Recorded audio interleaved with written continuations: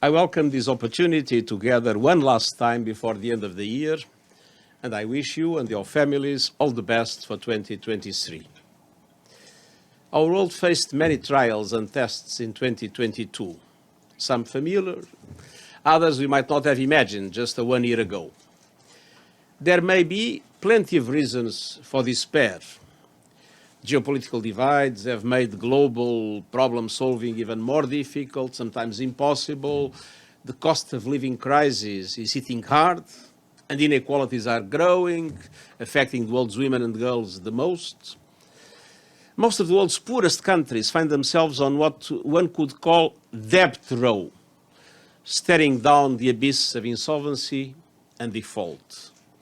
This year alone, their debt service payments skyrocketed 35%, the largest increase in decades. The poor are getting poorer. These and so many other challenges make some want to throw up their hands and give up on international problem solving and on diplomacy. But I want to end this year with one overriding conviction. This is not a time to sit on the sidelines. It's a time for resolve, determination, and yes, even hope. Because despite the limitations and long odds, we are working to push back against despair, to fight back against disillusion, and to find real solutions.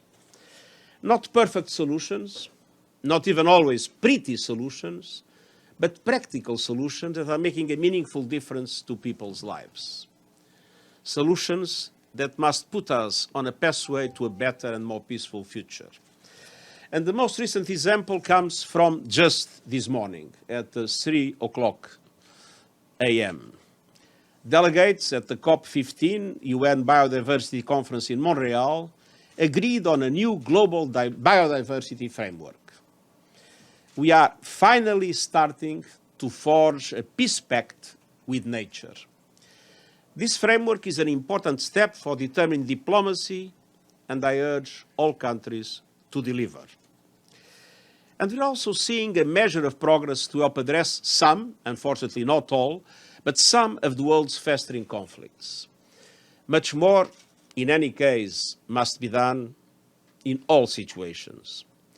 But diplomacy has helped pull several conflicts from the brink. In Ethiopia, efforts by the African Union to broker peace are a reason for hope. A cessation of hostilities and implementation agreements are in place. A pathway to assistance in the northern part of the country is emerging. In the Democratic Republic of the Congo, diplomatic efforts led by Angola and the East African Community have created a framework for political dialogue to resolve the crisis in the eastern region of the country. And the truce in Yemen has delivered real dividends for people. Since then, even if very fragile, there have been no major military operations in a conflict where innocent people have been paying the highest price. Civilian flights have resumed from Sana'a, and vital supplies are getting through the port of Udayda. And even in the brutal war in Ukraine, we have seen the power of determined, discreet diplomacy to help people and tackle unprecedented levels of global food insecurity. Despite ongoing challenges, the Black Sea Grain Initiative to facilitate exports of food and fertilizers from Ukraine and the Memorandum of Understanding for unimpeded exports of Russian food and fertilizer to global markets are making a difference. Over 14 million metric tons of grain and other foodstuffs have been shipped from Black Sea ports in Ukraine.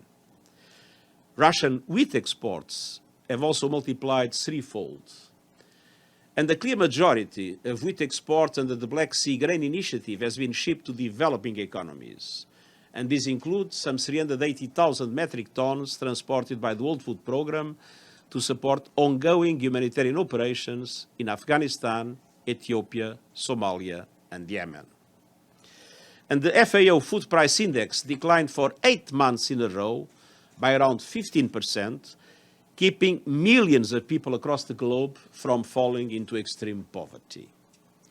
But much work remains to be done. Food prices are still too high, and access to fertilizers still too limited. And we'll continue to strive around the clock to support the full implementation of these initiatives, clarifying exemptions for food and fertilizer within the different sanctions regimes, addressing indirect constraints, and pressing for greater efficiencies in the implementation of the Black Sea Grain Initiative to increase the volume of cargo being moved out of Ukraine's ports. And we will not relent in the pursuit of peace in Ukraine, peace in line with international law and the United Nations Charter. So, dear ladies and gentlemen of the media, also, climate change is another area where good news can be hard to find. We are still clearly moving in the wrong direction. The global emissions gap is growing. The 1.5 degree goal is gasping for breath. National climate plans are falling woefully short, and yet we are not retreating. We are fighting back. And we are fighting back to help emerging economies shift away from coal and accelerate the renewable energy revolution. This year, major multi-billion-dollar just energy transition partnerships were launched with Indonesia, South Africa, and just last week, Vietnam. We are fighting back to restore trust between North and South. This year, COP27 delivered a groundbreaking pathway on the long-stalled issue of loss and damage. We are fighting back to cut through the fog of greenwashing. This year, our high-level expert group launched a how-to-guide on the credible implementation of net zero pledges for businesses, investors, cities, and regions. And we are fighting back to ensure protection plans for humanity in the face of worsening climate disasters and natural ecosystems. This year, we launched an action plan to cover every person in the world with early warning systems within 5 years. Going forward, I will keep pushing for a climate solidarity pact in which all big emitters make an extra effort to reduce emissions this decade in line with the 1.5 degree goal and ensure support for those who need it. There is no doubt that without it, the 1.5 degree goal will soon disappear. I've pulled no punches on the imperative for all of us to confront this existential threat, and I will not relent. And so today I'm announcing that I will convene a Climate Ambition Summit in September 2023. I call on every leader to step up, from governments, businesses, cities and regions, civil society and finance. They must come with new, tangible and credible climate action to accelerate the pace of change. The invitation is open, but there is a price of entry, and the price of entry is non-negotiable. Credible, serious and new climate action and nature-based solutions that will move the needle forward and respond to the urgency of the climate crisis must be presented. It will be a no-nonsense summit, no exceptions, no compromises. And there will be no room for backsliders, greenwashers, blame shifters, or repackaging of announcements of previous years. The Climate Ambition Summit will be convened alongside a crucial gathering of world leaders to accelerate action at the midway point of the Sustainable Development Goals.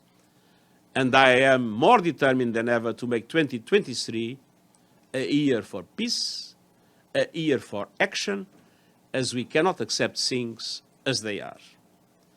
We owe it to people to find solutions, to fight back, and to act. At times, discreetly, but always with determination, we will fight back to promote peace and security, to advance the Sustainable Development Goals, to address inequalities, to reform a morally bankrupt international financial system, and to ensure human rights for all, as we mark next year's 75th anniversary of the Universal Declaration of Human Rights, and to deliver a livable planet to our children and grandchildren. Thank you.